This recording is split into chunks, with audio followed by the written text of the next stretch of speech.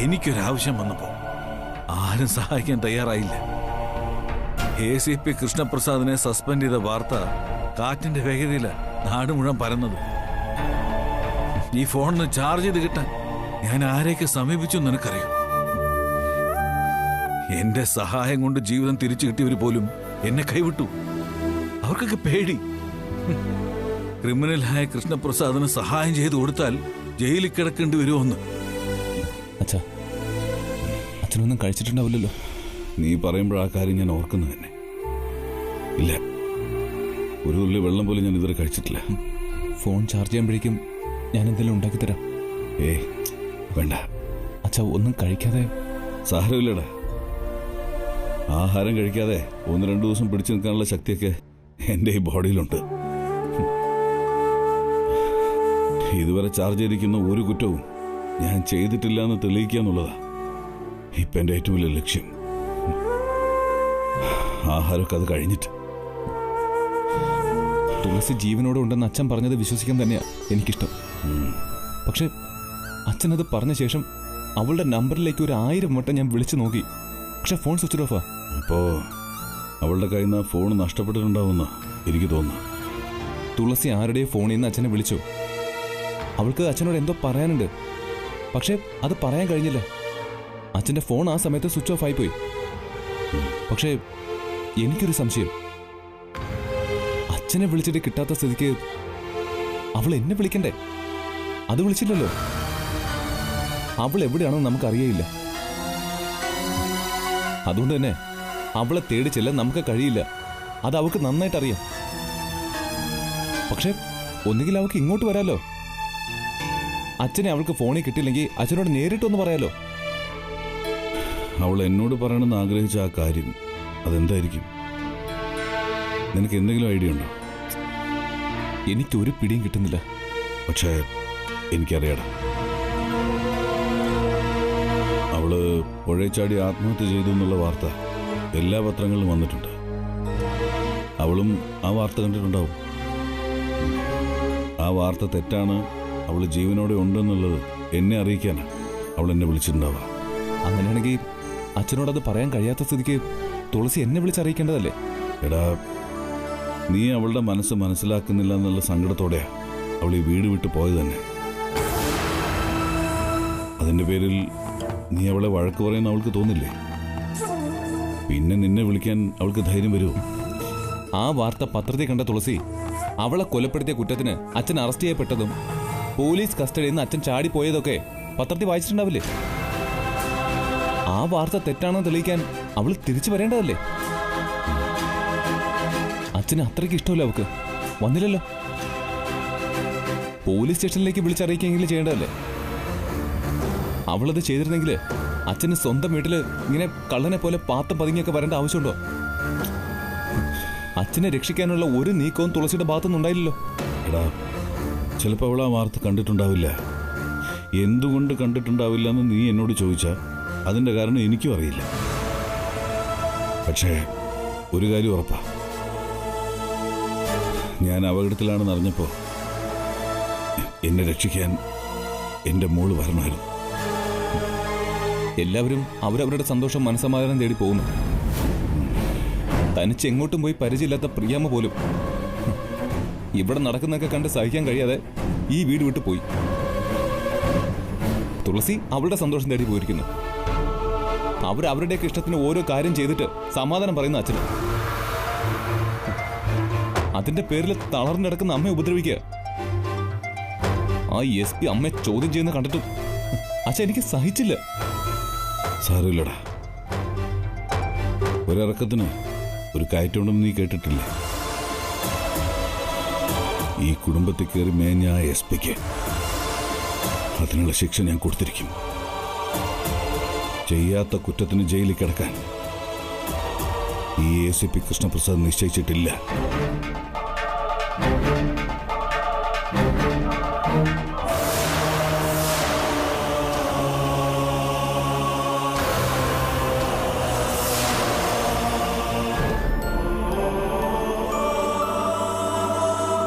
കഷ്ടകാലം വരുമ്പോ കൂട്ടത്തോടെന്നൊരു ചൊല്ലുണ്ട്. അതിനോടൊക്കെ പൊരുത്തപ്പെടുന്നതിന് മനസ്സുറപ്പ് നഷ്ടപ്പെട്ടിട്ടില്ലെങ്കിൽ ചില സന്ദർഭങ്ങളിൽ നിസ്സഹായരായി പോകും ദുർഗ. ആ അവസ്ഥയിലൂടെ കടന്നുപോയിക്കൊണ്ടിരിക്കുക ഞാനിപ്പോ. ജയനെ കണ്ടിരുന്നത് ഒരു സഹോദരി ഭർത്താവ് മാത്രമായിട്ടല്ല, എന്റെ കൂടപ്പുറപ്പ് തന്നെയായിരുന്നു അവൻ. അവന്റെ നേർക്ക് ആരെങ്കിലും കൈ ഉയർത്തിയ തടയാനുയരുന്ന ആദ്യത്തെ കൈ അവന്റെ ആയിരുന്നില്ലടൂ, എന്റെ ആയിരുന്നു. തിരിച്ചു അങ്ങനെ തന്നെയാ. എന്റെ ബലവും വലങ്കയും എന്റെ പടച്ചട്ടയും എല്ലാം അവനായിരുന്നു. എന്നിട്ട് അവനെ ഞാൻ കൊന്നു അത്രേ. എസ്പിയുടെ കണ്ടുപിടുത്തോ. തുളസിയെ ഞാൻ കൊന്നു, തന്നെ കൊല്ലാൻ ശ്രമിച്ചു, പ്രിയെ കൊന്ന് എവിടെ കുഴിച്ചു മൂടി. ഒരു കുറ്റവും ചെയ്യാത്ത പോലീസ് ഓഫീസർ ക്രിമിനലായി മാറുന്ന അത്ഭുത പ്രതിഭാസം അതെന്റെ ജീവിതത്തിൽ നടന്നുകൊണ്ടിരിക്കുക ദുർഗ. തനിക്കറിയാം ഞാൻ തന്നെ ഒന്നും ചെയ്തിട്ടില്ല എന്ന്. താനത് എസ് പിയോട് പറയുന്ന നിമിഷം ആ കുറ്റത്തിൽ നിന്ന് ഞാൻ രക്ഷപ്പെടുള്ളൂ. പക്ഷേ അത് പറയാനുള്ള ബലമില്ലല്ലോ തന്റെ നാവിന്. തുളസി ആത്മഹത്യ ചെയ്തിട്ടില്ല എന്ന് അവള് എസ് പി ഓഫീസിൽ നേരിട്ട് എന്ന് പറഞ്ഞാൽ മതി. ആ കൊലപാതക കുറ്റത്തിൽ നിന്നുകൂടി ഞാൻ രക്ഷപ്പെടും.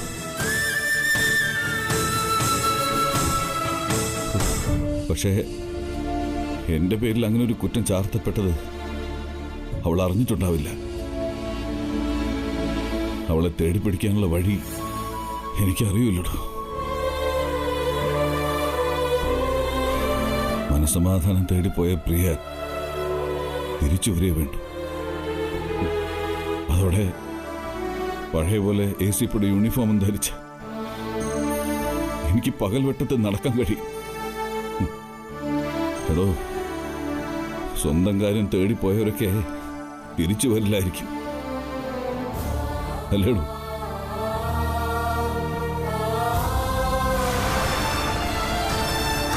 ഈ കൃഷ്ണപ്രസാദിന്റെ കൈകളിൽ രക്തക്കറയില്ലാന്ന് എന്തെങ്കിലും തെളിയായിരിക്കും അല്ലേ?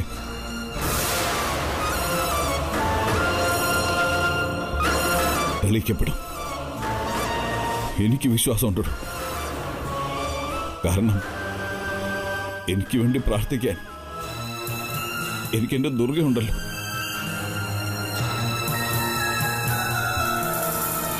എനിക്കറിയാം താനിപ്പോ എനിക്ക് വേണ്ടി പ്രാർത്ഥിച്ചുകൊണ്ടിരിക്കുകയാണ്.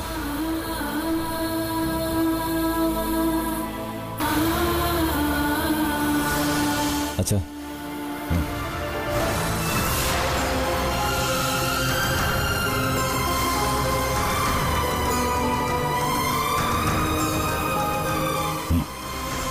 അച്ഛാ പാലും പഴവാ. തൽക്കാലം അച്ഛനെ ഇത് കഴിക്കുക. അപ്പോഴേക്ക് ഞാൻ ഹോട്ടലിൽ നിന്ന് എന്തെങ്കിലും വാങ്ങിച്ചോണ്ടിരാ. എനിക്ക് തോന്നി SP എന്തോ അനോണിമസ് കോളോന്നാ SI പറഞ്ഞത്. വിളിച്ചത് ഒരു സ്ത്രീയാണത്രേ. അച്ഛനെ കള്ളക്കേസ് കൊടുക്കാനും മാത്രം പകയുള്ള സ്ത്രീ ആരായിരിക്കും അച്ഛാ? എനിക്കറിയില്ല. അത് കണ്ടെത്താനുള്ള ശ്രമത്തിലാണ് ഞാൻ. എല്ലാ കള്ളക്കളികളും ഞാൻ തെളിയിച്ചിരിക്കും. പക്ഷെ അച്ഛാ, അമ്മ ഒരു ദിവസം ഈ കിടപ്പിൽ നിന്ന് എഴുന്നേറ്റ് പറഞ്ഞേക്കാം അച്ഛനമ്മയെ കൊല്ലാൻ ശ്രമിച്ചിട്ടില്ലെന്ന്. തുളസിയെ കണ്ടെത്താൻ കഴിഞ്ഞ ആ കുറ്റത്തിൽ നിന്ന് കൂടി അച്ഛനെ രക്ഷപ്പെടാൻ കഴിയും. പക്ഷേ സഹോദരി ഭർത്താവിനെ കൊന്നെന്ന കുറ്റം കൂടി ഇല്ലേ അച്ഛൻ്റെ തലയിൽ? അതിന്റെ നിരപരാധിത്വം തെളിയിക്കാൻ മരിച്ചവർ തിരിച്ചു വരില്ലല്ലോ. അപ്പൊ പിന്നെ എന്ത് ചെയ്യച്ച? അച്ഛന്റെ യൂണിഫോം നഷ്ടപ്പെട്ടില്ലായിരുന്നെങ്കിൽ അച്ഛന്റെ നിരപരാധിത്വം നിഷ്പ്രയാസം തെളിയിക്കാൻ കഴിയുമെന്ന് എനിക്കറിയാം. പക്ഷേ പുറത്തിറങ്ങാൻ പറ്റാത്ത അവസ്ഥയിലല്ലേ അച്ഛൻ? പിടിക്കപ്പെട്ട പിന്നെ ജയിലില്ല.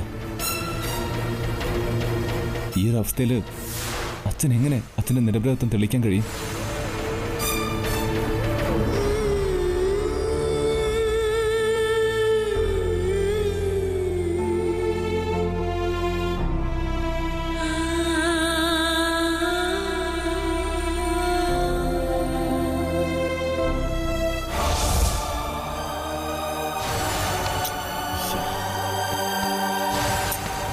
അച്ഛൻ എന്തായി തരുന്നേ? എടാ, ഇവിടെ ഒരു ഡയറി ഉണ്ടായിരുന്നു. ഡയറിയോ? ആരുടെ ഡയറി? ആ ഡോക്ടർ ഇന്ദുലേഖയുടെ. ഓ, ജനിച്ച ഉടനെ എന്നെയും തുളസിയൊക്കെ എക്സ്ചേഞ്ച് ചെയ്ത് എഴുതി വെച്ച ഡയറി. അത് ഇവിടെ എവിടെയെങ്കിലും ഉണ്ടോ? നീ ഒന്ന് നോക്കി. ആ ഡയറി കിട്ടിയിട്ട് ഇപ്പം എന്തിനാ? അത് കിട്ടിക്കഴിഞ്ഞാൽ അച്ഛന് കേസിൽ നിന്ന് രക്ഷപ്പെടാൻ പറ്റൂ? അച്ഛൻ എന്താ ഒന്നും പറയാത്തേ? എടാ, സംസാരിച്ച് നിൽക്കാൻ എനിക്ക് നേരമില്ല. പുറത്ത് പോലീസുകാരുള്ളതല്ലേ. എനിക്ക് ആ ഡയറിയും സംഘടിപ്പിച്ച് ഈ ഫോണും ചാർജ് ചെയ്ത് എത്രയും പെട്ടെന്ന് ഇവിടുന്ന് പോകണം. എടാ, നീ ഒന്ന് തപ്പിയെടുക്ക. ചെല്ല്. എടാ, ചെല്ല്.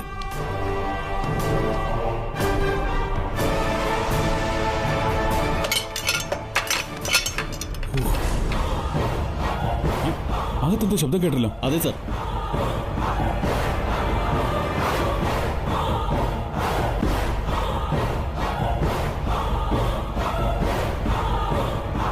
സാറായിരിക്കും. ശബ്ദം കേൾക്കാം.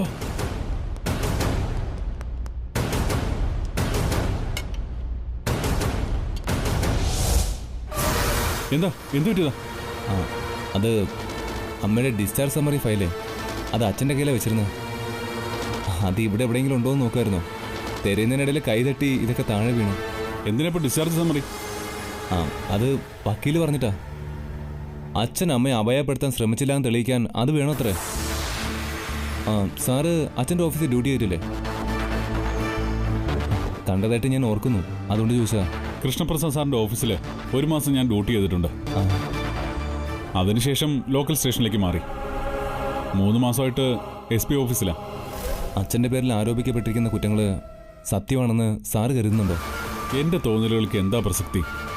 പരാതി ലഭിച്ചതും ആ പരാതിയുടെ പുറത്ത് അന്വേഷണം നടത്തി കൃഷ്ണപ്രസാദ് സാർ കുറ്റം ചെയ്തിട്ടുണ്ടെന്ന് കണ്ടെത്തിയതും SP സാറാണ്. അദ്ദേഹം പറയുന്ന അനുസരിക്കാനേ എനിക്ക് കഴിയൂ. അല്ലാതെ അദ്ദേഹം അന്വേഷിച്ചതിന്റെ പുറത്ത് മറ്റൊരു അന്വേഷണം നടത്താനുള്ള അധികാരമൊന്നും എനിക്കില്ലല്ലോ. എന്നുവെച്ചാ അച്ഛൻ തെറ്റ് ചെയ്തെന്ന് സാറ് പൂർണ്ണമായിട്ടും വിശ്വസിക്കുന്നില്ലാന്ന് അല്ലേ? ഞാൻ പറഞ്ഞില്ലേ, എന്റെ തോന്നലുകൾക്കും വിശ്വാസങ്ങൾക്കും ഒന്നും ഇവിടെ ഒരു പ്രസക്തിയില്ല. അല്ല സാറേ, ഒരു സംശയം കൂടി ചോദിച്ചോട്ടെ. SP സാറിന് പരാതി കൊടുത്തത് ഒരു സ്ത്രീയാണത്രേ. ആ സ്ത്രീയെക്കുറിച്ച് സാറിന് എന്തെങ്കിലും അറിയാവോ? ആ സ്ത്രീ നേരിട്ട് പരാതിയൊന്നും നൽകിയിട്ടില്ലെന്നാ ഞാൻ മനസ്സിലാക്കിയിട്ടുള്ളത്.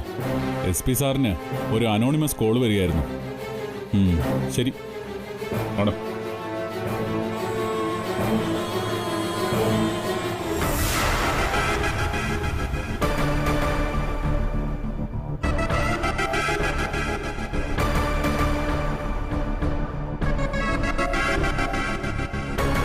കേട്ടില്ല സാർ. ഒരു അനോണിമസ് കോളിൽ വിശ്വസിച്ച് ആ SP കേസ് അന്വേഷിക്കുന്നത്. അതിലെന്തൊരു കള്ളക്കളിയില്ലേ സാർ? ഈ അജ്ഞാത ഫോൺ സന്ദേശം വിശ്വസിച്ച് ഏതെങ്കിലും പോലീസ് ഓഫീസർ കേസ് അന്വേഷിക്കുമോ? എടാ, ഒരു അനോണിമസ് കോളിന്റെ പുറത്ത് അന്വേഷണം നടത്തി ഒരുപാട് കേസുകൾ തെളിയിക്കപ്പെട്ടിട്ടുണ്ട്. ആ ഒരു കാര്യത്തിൽ SPക്ക് വീഴ്ച പറ്റിയിട്ടൊന്നുമില്ല. ആ സ്ത്രീ ആരായിരിക്കും വെച്ചാ? തുളസിയും പ്രിയാമ്മയും അച്ഛനോട് ഇങ്ങനെ ഒരു ചതി ചെയ്യില്ല. പിന്നുള്ളത് ലേഖാന്റിയാ. അതൊന്നും അല്ല ആദി. ലേഖയും ഞാനും സൗഹൃദത്തിലാണ് പിരിഞ്ഞത്. ഞാൻ ചതിച്ചിട്ടില്ല, അവൾക്കറിയാം. അതുകൊണ്ട് അവൾക്ക് എന്നോട് പകയുണ്ടാവില്ല. പിന്നെ ആരായിരിക്കും വെച്ചാ അത്?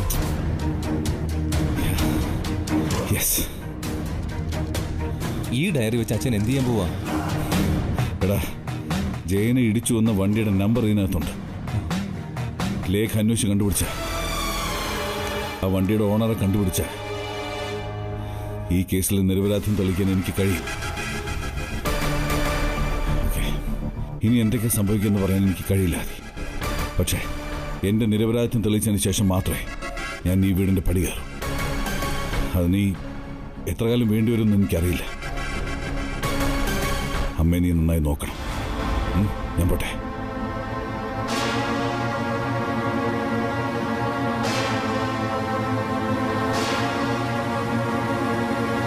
ഹലോ, ഇല്ല, ഡ്യൂട്ടി കഴിഞ്ഞിട്ടില്ല.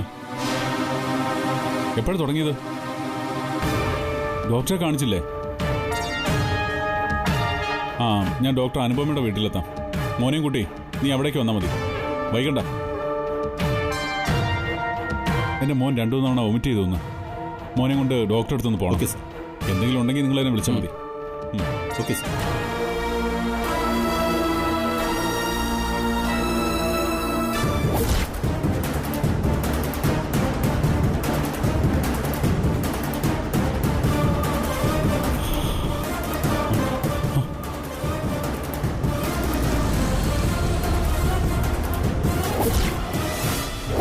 സാറേ, ക്ഷമിക്കണം. പോലീസിനോട് അതിക്രമം കാണിച്ച് പ്രതിയായ ഞാൻ ഓടിപ്പോയത് തെറ്റ് തന്നെയാണ്. പോലീസ് ഡിപ്പാർട്ട്മെന്റിൽ ജോലി ചെയ്യുന്ന ഒരാളെന്ന നിലയിലും സാധാരണ പൗരൻ എന്ന നിലയിലും നമ്മുടെ നാട്ടിലെ നിയമവ്യവസ്ഥയെ ഞാൻ ബഹുമാനിക്കുന്നു. ഫോൺ ചാർജ് ചെയ്യാനുള്ള സൗകര്യം താൻ ചെയ്തു തന്നിരുന്നെങ്കിൽ ഇങ്ങനൊരു സിറ്റുവേഷൻ ഞാൻ ഉണ്ടാക്കില്ലായിരുന്നു. ഫോൺ ചാർജ് ചെയ്ത് കഴിഞ്ഞു. ഇനി എന്റെ നിരപരാധിത്വം തെളിയിക്കാൻ കഴിഞ്ഞേക്കും. ഇനി നിങ്ങൾക്ക് എന്നെ മജിസ്ട്രേറ്റിന് മുമ്പിൽ ഹാജരാക്കാം.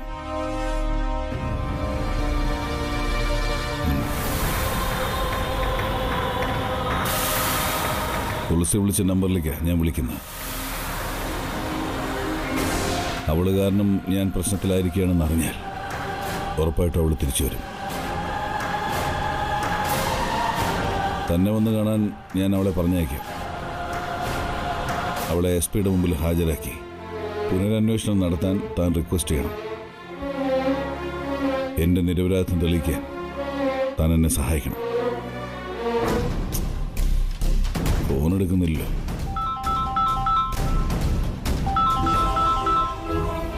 വൈഫാ, കുഞ്ഞിനൊട്ടും വയ്യ. ഞാൻ ഡോക്ടറെ അടുത്തേക്ക് പോയി ഇറങ്ങായിരുന്നു. മോനെ കൊണ്ട് വൈഫ് അവിടെ എത്തിയിട്ടുണ്ടാവും. താൻ പോയിക്കോ. ആരുടെയും കണ്ണുപെടാതെ ഞാൻ വണ്ടി ഇരുന്നോളാം. പേടിക്കണ്ട, ഇനി ഞാൻ ഓടിപ്പോവില്ല.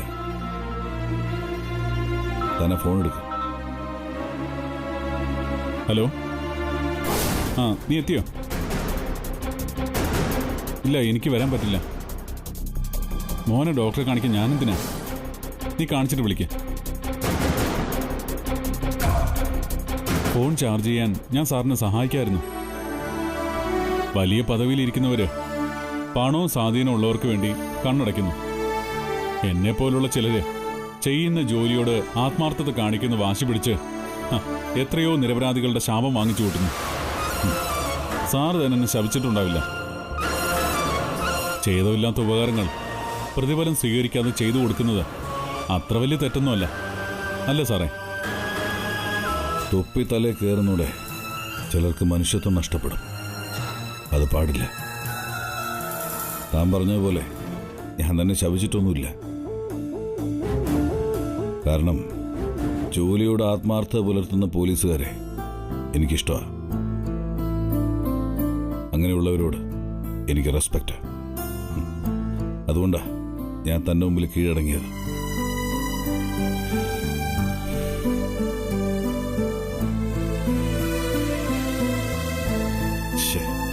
ഇവളത് എടുക്കുന്നില്ലെന്നേ. അപ്പൊ പിന്നെ എന്തിയാ സാറേ? ഞാൻ ആ നമ്പർ തനിക്ക് വാട്സപ്പ് ചെയ്തു തരാം.